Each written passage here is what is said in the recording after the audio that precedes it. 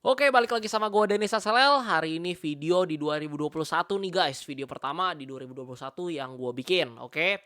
Nah, mungkin kalau kalian udah nonton video-video sebelumnya, itu yang di-upload di 2021 itu sebenarnya udah gue bikin di 2020 di Desember. Nah, kalau video ini bener-bener baru gue bikin nih di 2021. Dan sesuai janji gue bakal rajin posting, konsisten posting 1 sampai 3 video setiap minggunya untuk mengedukasi masyarakat Indonesia seputar investasi dan literasi keuangan. Nah, cuman pada video kali ini gue nggak bakal bahas tentang investasi saham apa segala macam nih, tapi gue bakal bahas tentang uang nih. Tapi kalau udah ngomongin soal uang, pasti kalian semua suka dan gue yakin kalian pasti nonton sampai habis karena ini bermanfaat banget, apalagi kalian yang lagi pengen cari uang nih tentunya. Oke, sebelum kita masuk ke materi, sebelum kita mulai, teman-teman bisa bantu subscribe dulu supaya channel ini bisa terus berkembang dan bisa mengedukasi masyarakat Indonesia seputar investasi dan juga literasi keuangan. Oke, kita bakal masuk ke materi. Oke, cari uang di 2021. Oke, teman-teman semua, gue di di video-video sebelumnya gue udah sering banget ya jelasin tentang investasi saham. Dan gue selalu ingetin, setiap kita mau investasi, baik di saham, emas, ataupun properti, kita perlu yang namanya modal. Kita perlu yang namanya uang. Kalau kita nggak punya uang, kita nggak bisa investasi. Nah, di sini gue pengen jelasin gimana sih caranya cari uang dulu, cari income dulu, supaya nantinya kita bisa investasi. Jadi masih related ya. Nah, teman-teman, cari uang di 2021 nih. Ya, orang-orang bilang makin tahun makin susah cari uang. Ya, cari kerja makin susah, bisnis makin susah, kompetitor makin banyak. Nah, di sini gue pengen sebutin 4 sektor, lebih ke empat empat profesi sih, di mana kita bisa cari uang ya, gampang dimonetisasi, tapi kita harus punya skill juga, oke? Di sini kalian nggak harus ikutin, tapi kalau misalnya menurut kalian ini emang bermanfaat, coba kalian bisa ikutin dan siapa tahu kalian bisa menghasilkan uang di sini. Ini bener-bener pure opini gua karena 4 hal ini ya, beberapa gue udah pernah jalanin dan juga sampai sekarang gue masih jalanin, ada yang masih gue jalanin dan teman-teman gue yang lain juga ada yang jalanin dan nyatanya bisa menghasilkan uang. Oke, kita langsung masuk aja yang pertama. Ya, cara cari uang nih, cara cari uang di 2021. Yang pertama adalah masih di dropship dan resell. Nah, gue udah sering bahas banget tentang dropshipper dan reseller. Nah, kenapa nih masih di 2021 masih yang ini nih nomor satu nih menurut gue? Karena yang pertama ya dropship ya, kita bahas dropship dulu. Kita nggak perlu yang namanya modal. Nah, dropship itu ibarat kita jual barang orang. Jadi barangnya udah ada dari company, dari perusahaan, punya orang lain, mereka produksi. Biasanya mereka juga marketingin, mereka brandingin, dan kita tinggal sebagai distributor ya. Tapi namanya dropshipper. Dropshipper itu kita nggak perlu pakai modal, kita nggak perlu nyetok barang. Ya, modal smartphone aja bisa. Kalau kalian udah bisa nonton video ini, gue yakin kalian bisa jadi dropshipper. Karena menggunakan handphone, bisa jualan di Instagram, Shopee, Tokopedia, Marketplace, segala macamnya, itu kalian udah bisa menghasilkan uang ya. Nah, nanti gue bakal bikin video satu khusus yang jelasin tentang gimana sih caranya dropship, aksesnya seperti apa, belajar gimana, cara jualannya gimana, cara untungnya gimana, gue bakal jelasin kalau kalian tertarik. Jadi kalau kalian tertarik langsung komen aja di bawah, "Bang, bikinin video tentang dropship dong." Nanti gue pasti bikinin. Oke, ini masih di nomor satu ya, tadi dropshipper and reseller. Yang kedua itu ada reseller. Reseller tuh agak berbeda dikit sama dropshipper, tapi sistemnya sama, kita jual barang orang ya, barang orang namanya resell ya. Jadi udah ada sellernya, terus kita resell ulang, kita jual lagi. Cuman bedanya, reseller itu biasanya menyetok barang, teman-teman. Jadi kita mesti punya tempat, kita mesti punya sedikit modal supaya kita bisa stok barang. Nah, kelebihannya apa? Kelebihan barangnya itu ready karena kita stok. Misalnya kita jualan ini nih, apa namanya, ini deh parfum misalnya kan, parfum. Nah, kita itu ready parfumnya di rumah nih. Nah, pas orang pesan kita bisa langsung kirim, barangnya kita ready. Sedangkan kalau dropship bisa aja pas orang pesan tahu-tahu barangnya habis ya. Proses pengiriman bisa agak lama, lebih lama daripada reseller. Cuman reseller itu perlu yang namanya modal dan kita tahu dari setiap orang itu nggak setiap orang punya privilege, punya modal bisa jadi reseller. Jadi kalau misalnya emang belum punya modal, bisa coba jadi dropshipper dulu kayak gitu. Oke, itu yang pertama ya, dropshipper and reseller itu masih jadi nomor satu. Ingat kalau kalian pengen belajar, nanti gue bakal bikin videonya tentang gimana sih caranya jadi dropshipper dan reseller. Ini yang gue bilang nih, gue sendiri masih jadi reseller. Gue punya satu online shop, itu jual barang beberapa produk dari brand besar, ya yang punya brandnya itu ownernya teman gue sendiri. Jadi gue ambil barang sama dia, gue stok, habis itu gue pakai apa namanya, eh, ada tempat di apa namanya di gudangnya temen gue taruh barang di sana. Jadi gue partneran sama dia, gue ambil barang tuh lumayan banyak ya. Habis itu ya udah tinggal taruh di Tokopedia sama Shopee ya, admin balesin chat, kirim apa segala macam, udah duit ngalir gitu. Itu tapi gue reseller, gue nggak dropship. Kenapa gue nggak dropship? Karena puji Tuhan gue punya privilege, gue punya modal. Jadi gue masih bisa nyetok barang, ya udah gue resell aja. By the way, biasa kalau dari segi keuntungan, resell itu pasti lebih untung dari dropshipper. Misalnya harga eee, barang itu dijual di marketplace 500.000. Kalau misalnya reseller kita bisa dapat harga modal mungkin di 400.000. Sedangkan kalau dropship cuma dapat harga modalnya mungkin di 440.000. Jadi ada selisih. Yang pasti reseller keuntungan lebih besar. Tapi kan kita pakai modal, ada resiko juga. Kalau barangnya nggak laku, ya stoknya mati, uang kita nyangkut di sana. Tapi kalau dropship nggak ada resiko karena kita nggak nyetok barang. Kayak gitu kurang lebih. Oke, itu yang nomor satu. Kita masuk ke yang nomor dua, yaitu desain dan editing ya. Desain. Oke, desain tuh banyak macam ya. Bisa misalnya desain kayak poster, flyer, name card, ya habis itu yang paling banyak itu yang biasa digital agency yang di Instagram. Kan banyak nih, misalnya gue punya cafe, habis itu gue mau branding di Instagram segala macam, gue nggak punya waktu, ya gue nggak punya waktu untuk ngedesain konten-konten untuk promosi. Nah, gue sewa, gue hire desainer. Nah, kabar baiknya buat teman-teman semua, karena 2020 pandemi, ya itu banyak banget desainer yang kerjanya itu WFH, ya work from home. Jadi kita di rumah, kita desainnya di rumah, kita masukin Google Drive, kita upload, habis itu ya udah kita nggak perlu datang-datang ke kantor. Dan menurut gua ini worth it banget ya buat yang lagi mau part time atau cari sampingan, karena kita desain di rumah, mau kita kerjanya jam 10 malam, jam 12 malam, jam 1 subuh di kasur sambil jungkir balik pun ya.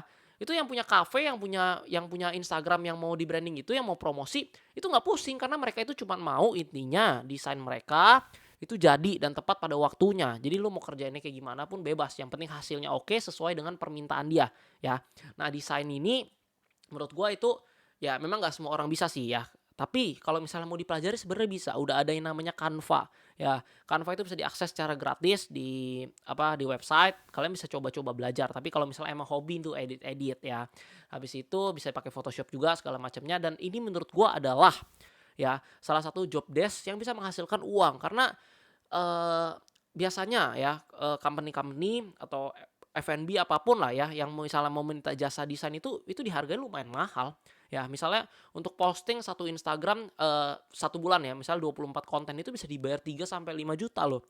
3 sampai 5 juta cuman modal bikin konten, ya itu harus mikir, keluarin ide, kreatif, inovatif, dan juga desainnya yang menarik. Nah, kalian bisa coba belajar nih menurut gua, karena nggak ada ruginya. Kalau kalian bisa nonton video ini, kalian punya laptop atau kalian punya smartphone, kalian bisa sebenarnya jadi desain. Cuman kalau smartphone mungkin agak susah karena kecil ya. Tapi kalau kalian punya laptop, gue yakin kalian bisa coba desain dan bisa cari part time atau sambilan kerja segala macam. Oke.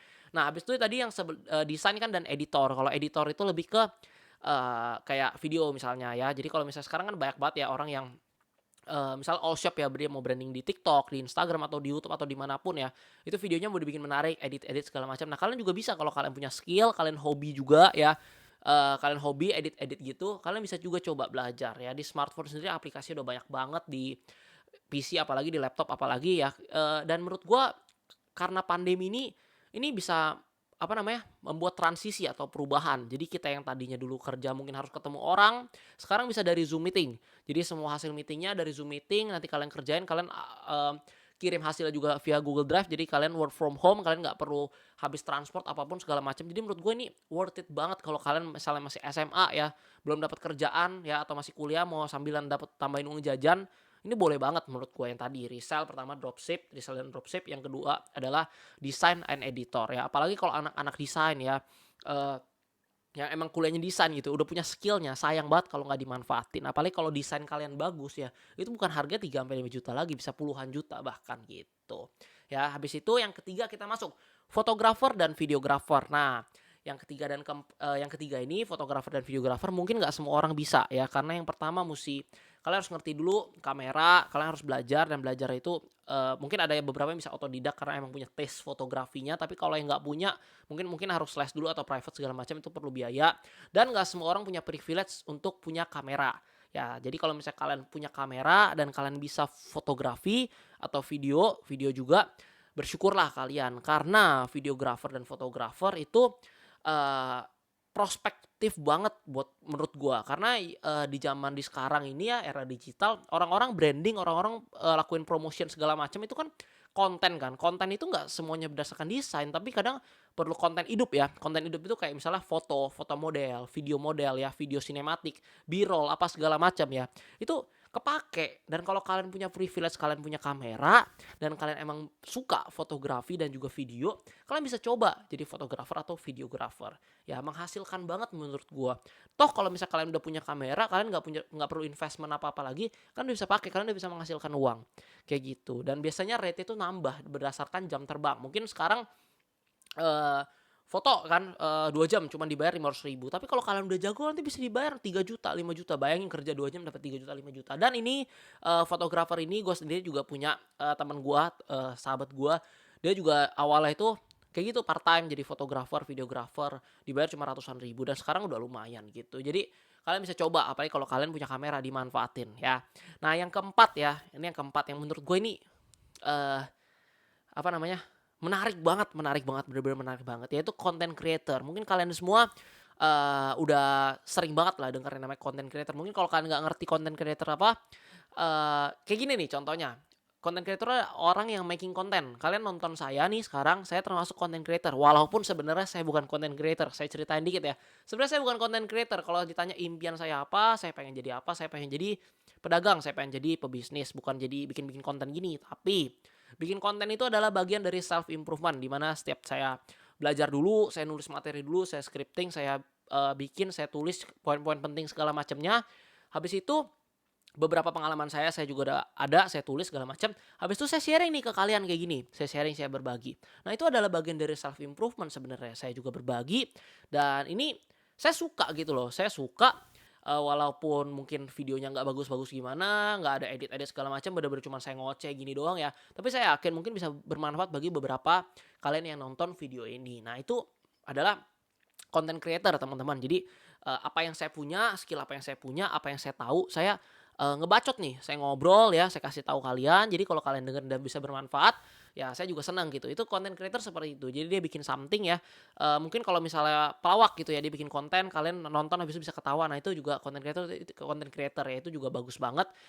Banyak lah jenisnya, banyak industri. Misalnya fitness, anak fitness dia bikin konten gimana caranya six pack ya, bantuin orang six pack, bantuin orang diet, itu juga content creator. Nah, content creator ini menarik teman-teman ya, karena seperti yang kita tahu ya, kita jalan ya misalnya di jalan raya atau dimanapun di restoran, semua orang pegang gadget teman-teman.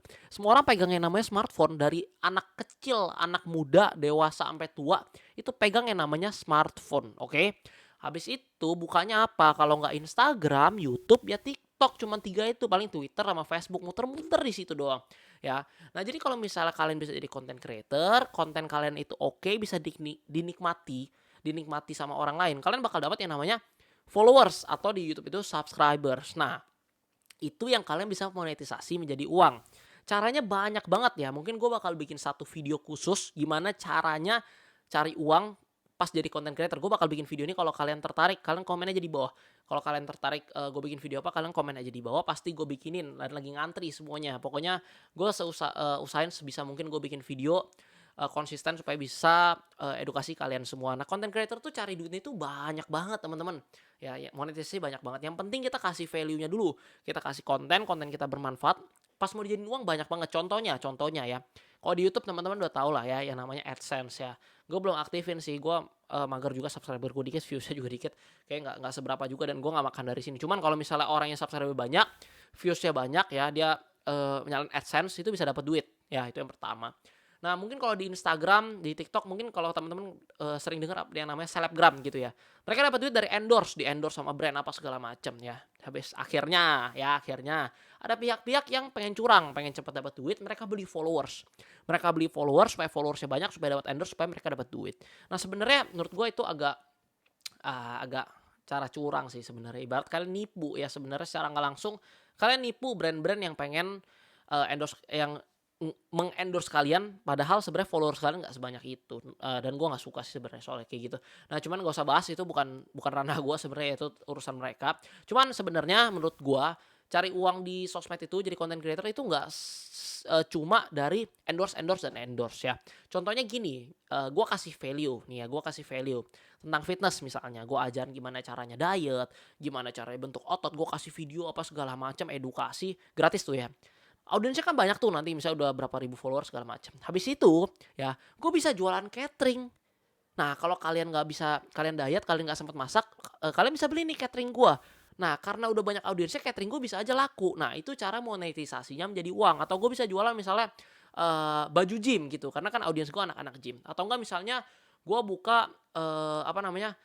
Gue buka ini edukasi untuk gimana caranya personal branding misalnya gitu ya. Tapi enggak, ini contoh doang ya personal branding. Habis itu gue bikin kan followersnya udah banyak segala macam. Habis itu gue jadi digital agency misalnya gitu. Jadi orang-orang kan banyak brand yang lihat kan, gue juga mau dong di branding kayak gini gini gini. Oke, lu bisa lu bayar sekian, nanti gue ada tim editing, gue ada tim desain, gue ada tim editor apa segala macam. Nanti gue brandingin, lu punya brand segala macam. Itu bisa. Jadi monetisasi content creator memonetisasi ya followers dan subscriber menjadi uang itu nggak cuman soal endorse, endorse dan endorse. Di saat kita kasih value, kita punya followers, kita punya subscribers ya, kita bisa jual sesuatu gitu dan itu emang bermanfaat ya, mereka nggak mau beli pun mereka bakal tetap follow lu karena lu kasih value gitu. Nah itu content creator yang menurut gua sangat menarik ya. Kalau ditanya content creator bisa kaya nggak, ya tergantung tolak ukur kayanya gimana. Kalau misalnya tolak ukur kayanya 100 juta ya, jadi content creator 100 juta ya bisa lah, 200 juta juga masih bisa. Tapi kalau misalnya jadi content creator bisa dapat 1 triliun nggak, nah itu menurut gua sih nggak bisa ya. Kayak nggak mungkin. Kalau misalnya orang-orang yang punya udah jadi triliuner itu kan ya tahu sendiri pasti bisnis atau jadi invest ke sana apa bikin misalnya private equity apa segala macam, itu beda ranahnya ya. Kalau nggak ada nih kayaknya content creator 1 triliun, nggak ada ya. Kecuali artis itu pun beda cerita, karir mereka kan tuh beda lagi ya. Kalau misalnya kita bikin content creator, kita mulai dari emang cuma platform Instagram, TikTok dan YouTube, ya itu lain cerita sama yang namanya artis ya, jenjang karirnya juga beda. Kalau misalnya mau dapetin uang dari content creator ya itu buat hidup, buat hidupin keluarga pun tuh bisa banget sebenarnya gitu. Nah, kalau misalnya teman-teman berasa video ini bermanfaat, kalian bisa like ya, comment and subscribe, dan jangan lupa share ke teman kalian supaya teman kalian tahu nih gimana sih cara cari uang yang menarik di tahun 2021 tanpa beban, tanpa modal besar. Kalian bisa coba di rumah ya. Buat kalian yang pengen gue bikin video tentang apa, kalian komen di bawah ya. Khususnya yang dropship sama content creator mungkin menarik. Mungkin kalian banyak yang banyak yang mau belajar. Nanti kalau misalnya emang menarik, gue bakal bikin video tentang gimana cara jadi dropshipper yang baik, yang bagus, sukses, dan juga gimana caranya jadi content creator kayak gitu. Sampai di sini aja. Jangan lupa like, comment, subscribe ya. Kalau by the way, kalau kalian misalnya mau belajar saham, gue udah taruh link di bawah. Itu ada grup Telegram, kalian bisa belajar saham bersama 24.000 member lainnya. Itu gratis teman-teman semua. Oke, jangan lupa bantu subscribe. Thank you teman-teman semua and see you on next video. Bye bye.